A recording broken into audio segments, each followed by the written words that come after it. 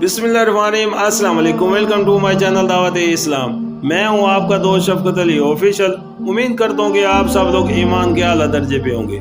सूरतुल इनाम के आयत नंबर 3 का तर्जमा, वही एक खुदा आसमानों में भी है और जमीन में भी, तुम्हारे खुले और छुपे सब हाल जानते हैं, और जो बुराई या भलाई तुम कमाते हो उससे खूब वाकिफ है।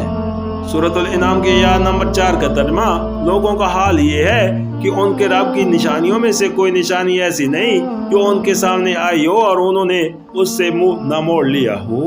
सूरतुल इनाम के आयत नंबर 5 का तर्जमा, चुनाचे अब जो हक उनके पास आया तो उसे भी उन्होंने झुठलाया।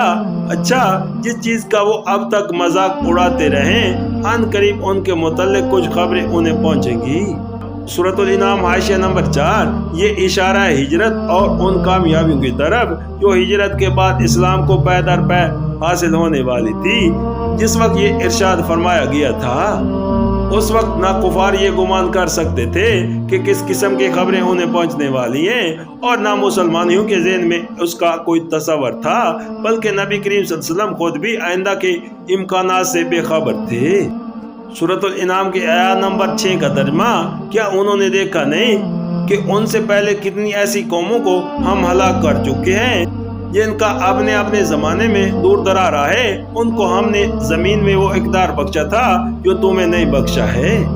उन पर हमने आसमान से खूब बारिशें बरसाई और उनके नीचे नहरें बहा दी, मगर जब उन्होंने कुफरान नेमत किया तो आखिरकार हमने उनके गुनाहों की पादाश में उन्हें तबाह कर दिया और उनकी जगह दूसरे दौर की कौमों को उठाया। सूरतुल इनाम के आयत नंबर 7 का तर्जमा, ऐ पैगंबर, अगर हम तुम्हारे ऊपर कोई कागज में लिखी लिखाई किताब भी उतार देते और लोग उसे अपने हाथों से छू कर भी देख लेते, तब भी जिन्होंने हक का इनकार किया है वो यही कहते कि ये तो सरे जादू है।